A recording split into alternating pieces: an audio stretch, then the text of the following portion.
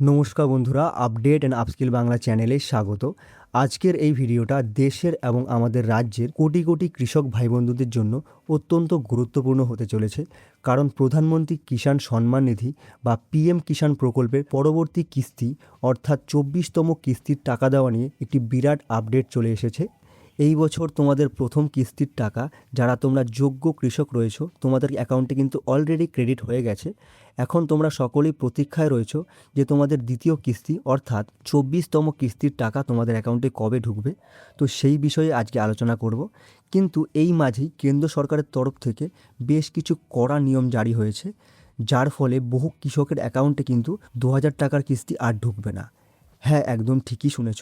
যদি তোমরা কিছু ছোট ছোট কাজ বা সংশোধন সময় মতো না করো তবে কিন্তু তোমাদের নাম বেনিফিশিয়ারি লিস্ট থেকে বাদ হয়ে যেতে পারে। ওকে, আজকের এই ভিডিওতে আমি তোমাদের প্রত্যেকটি গুরুত্বপূর্ণ তথ্য তোমাদের সামনে সহজ ও সরলভাবে তুলে ধরবো, তাই ভিডিওটি অবশ্যই শেষ পর্যন্ত দেখো। তাহলে চলো শুরু করা যাক। তোমরা সবাই জানো কেন্দ্র সরকারের কৃষি ও কল্যাণ মন্ত্রক থেকে পরিচালিত পিএম কিষাণের মাধ্যমে যে সমস্ত কৃষকদের নির্ভরযোগ্য জমি রয়েছে তাদের কৃষি খরচ চালানোর জন্য প্রতি ৪ মাস অন্তর অন্তর ২০০০ টাকা করে বছরে মোট ৬০০০ টাকা ডিবিডির মাধ্যমে কিন্তু ব্যাংকে তোমাদের ডাইরেক্ট পাঠানো হয়। ইতিমধ্যেই তোমরা প্রথম কিস্তির টাকা অর্থাৎ ২৩তম কিস্তির টাকা অলরেডি তোমাদের ব্যাংক অ্যাকাউন্টে সরাসরি ডিবিটির মাধ্যমে পেয়ে গেছো। এখন প্রশ্ন হলো পরবর্তী কিস্তির টাকা অর্থাৎ ২৪তম কিস্তির টাকা কবে প্রকাশ হতে পারে। ওকে, দেখো কেন্দ্র সরকারের নিয়ম এবং নিয়মাফিক সময়সূচি অনুযায়ী প্রতি বছর ৩টি নির্দিষ্ট সময়ে টাকা দেওয়া হয়। প্রথম কিস্তি সাধারণত এপ্রিল থেকে জুলাই মাসের মধ্যে প্রদান করা হয়, দ্বিতীয় কিস্তি আগস্ট থেকে নভেম্বর মাসের মধ্যে দেওয়া হয়, আর তৃতীয় কিস্তি ডিসেম্বর থেকে মার্চ মাসের মধ্যে প্রকাশিত হয়। এখন প্রশ্ন হচ্ছে যে তোমরা ২৪তম কিস্তিটি কবে পাবে। দেখো এখানে বিভিন্ন অভ্যন্তরীণ রিপোর্ট এবং সূত্রের খবর অনুযায়ী জানা গেছে যে কেন্দ্র সরকার ২০২৬ সালের অক্টোবর মাসের মধ্যে ২৪তম কিস্তির টাকা বিতরণ করতে পারে। বোঝা গেল, যদিও কেন্দ্রীয় কৃষি এবং কৃষক কল্যাণ মন্ত্রকের পক্ষ থেকে কোনো কিন্তু অফিসিয়াল নোটিফিকেশন এখনও জারি করা হয়নি, তবে অর্থ মন্ত্রণালয়ের অনুমোদন এবং প্রশাসনিক প্রস্তুতি কিন্তু জোর কদমে চলছে, যেটা বিভিন্ন বিজ্ঞাপন এবং রিলায়েবল সোর্সের মাধ্যমে কিন্তু জানা গেছে। এছাড়া যে সমস্ত বিশ্বাসযোগ্য আর্টিকেলগুলো রয়েছে সেখানেও কিন্তু সেই একই কথা বলা হয়েছে। তো এটা গেল ২৪তম কিস্তির সম্ভাব্য সময়সূচির কথা। এখন একটা গুরুত্বপূর্ণ বিষয় তোমাদের খুব ভালো করে বুঝে নিতে হবে। খবর পাওয়া গেছে যে বিগত কয়েকটি কিস্তিতে লক্ষ লক্ষ ভুয়ো আবেদনকারী এবং অযোগ্য ব্যক্তিদের নাম এই তালিকা থেকে ছাঁটাই করা হয়েছে। বহু কৃষক অভিযোগ করছেন যে আগে তারা নিয়মিত টাকা পেতেন কিন্তু হঠাৎ করে তাদের টাকা আসা বন্ধ হয়ে গেছে। এখানে একটা বিষয় বলে রাখি, কেন এমন হচ্ছে, কেন যোগ্য কৃষক হওয়া সত্ত্বেও অ্যাকাউন্টে টাকা ঢুকছে না। এই বিষয়ে সরকার স্পষ্টভাবে জানিয়েছে পিএম কিষাণ প্রকল্পের টাকা পেতে হলে প্রধানত ৩টি গুরুত্বপূর্ণ কাজ সম্পূর্ণ থাকা বাধ্যতামূলক। যদি এর মধ্যে একটি কাজও অসম্পূর্ণ থাকে বা ভুল থাকে তবে তোমার স্ট্যাটাসে সমস্যা দেখাবে এবং সরকার যখন তোমার এখানে টাকা পাঠাবে তখন কিন্তু তোমার অ্যাকাউন্টে টাকা পৌঁছবে না। বোঝা গেল? তো এই ৩টি শর্ত কী কী রয়েছে। প্রথম শর্তটি হলো ইকেওয়াইসি, যেটা তোমার কমপ্লিট থাকতে হবে। দ্বিতীয় শর্তটি হলো ল্যান্ড সিডিং অর্থাৎ জমির নথিপত্র যাচাই, এখানে ইয়েস থাকতে হবে।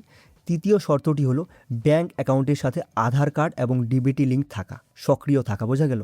এই 3টি শর্ত কিন্তু তোমার একদম ঠিক থাকতে হবে, তাহলেই কিন্তু তুমি এখানে টাকাটি পাবে। তোমাদের যদি ইকেওয়াইসিতে কোনো সমস্যা থাকে তোমরা কিন্তু সেটি ঘরে বসেই করে নিতে পারো। প্রথমে তোমরা পিএম কিষাণের অফিসিয়াল ওয়েবসাইটে চলে যাবে, সেটা হলো pmkishan.gov.in। এখানে চলে যাওয়ার পর তোমরা ইকেওয়াইসি অপশানে ক্লিক করবে। এখানে ক্লিক করার পর তোমাকে 12 ডিজিটের আধার নম্বর বসিয়ে সার্চ বাটনে ক্লিক করতে হবে। ক্লিক করার সঙ্গে সঙ্গে কিন্তু তোমার আধার লিঙ্কড মোবাইল নম্বরে একটি ওটিপি চলে যাবে। ওটিপি আসার পর তোমাকে ওটিপিটি সাবমিট করতে হবে। ওটিপি সাবমিট করার পর তোমার সমস্ত তথ্য যদি সঠিক থাকে তখন তোমার স্ক্রিনে ইকেওয়াইসি সাকসেসফুলি সাবমিটেড বলে একটি অপশন তুমি দেখতে পারবে। ওকে, তখনই বুঝতে পারবে তোমার ইকেওয়াইসি সাকসেসফুলি সাবমিটেড হয়ে গেছে। ওকে, আর তোমরা যদি নিজে থেকে করতে না পারো বা তোমাদের কোনো অসুবিধা হয় তোমরা কিন্তু আমাকে নিচে কমেন্টের মাধ্যমে জানাতে পারো, আমি তোমাদের জন্য একটি ভিডিও বানিয়ে দেবো। তাও যদি তোমাদের অসুবিধা হয় তোমরা সরাসরি চলে যাবে কমন সার্ভিস সেন্টারে, সেখানে গিয়ে তোমরা বায়োমেট্রিক পদ্ধতির মাধ্যমেও ইকেওয়াইসি আপডেট করতে পারো। ওকে, এরপর চলে আসছি দ্বিতীয় পয়েন্টে, ল্যান্ড সিডিং। ল্যান্ড সিডিং মানে হলো তোমার নামে থাকা কৃষি জমির দাগ খতিয়ান এবং পর্চা সরকারি পোর্টালে আধিকারিকদের দ্বারা সঠিকভাবে আপলোড এবং ভেরিফাই হওয়া। অনেক সময় আবেদন করার সময় জমির নথি অস্পষ্ট থাকলে বা আবেদনকারীর নামের সাথে জমির পর্চার নামের বানান যদি না মেলে অথবা রাজস্ব দপ্তরে রেকর্ড জমির তথ্য আপডেট না থাকলে পোর্টালে কিন্তু তোমার ল্যান্ড সিডিং স্ট্যাটাস নো দেখায়। যদি তোমার স্ট্যাটাসে ল্যান্ড সিডিং নো লেখা থাকে তবে কেন্দ্র সরকার টাকা বরাদ্দ করা সত্ত্বেও কিন্তু তোমার অ্যাকাউন্টে টাকা ঢুকবে না। বোঝা গেল? তাহলে এটাকে ঠিক করার সঠিক পদ্ধতি কী?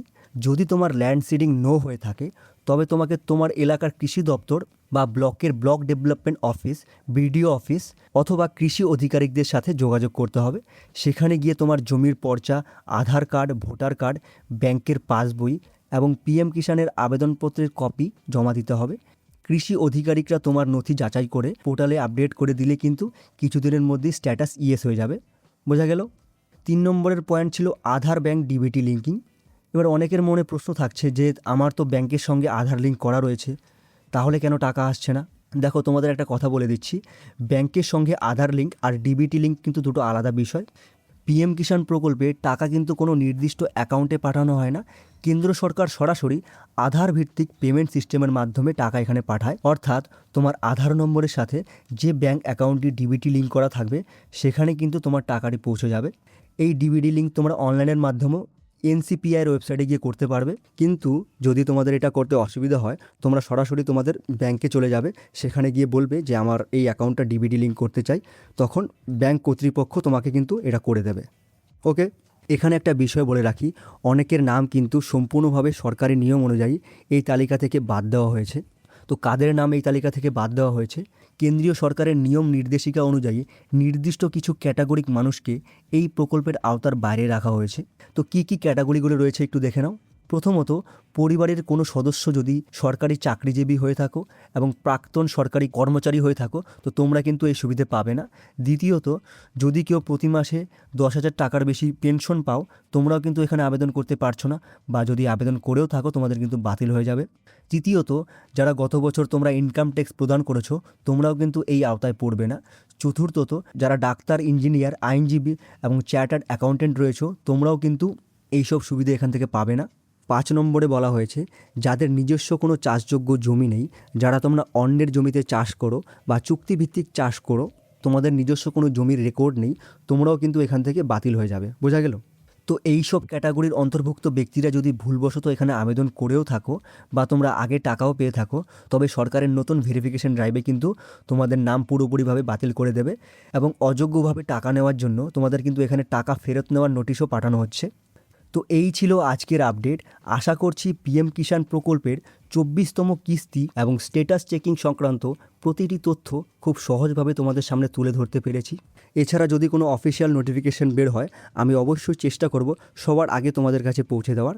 যদি ভিডিওটি ভালো লাগে তাহলে অবশ্যই একটি লাইক করে দিও আর চ্যানেলটিকে সাবস্ক্রাইব করে বেল আইকনটিকে অল করে রেখো।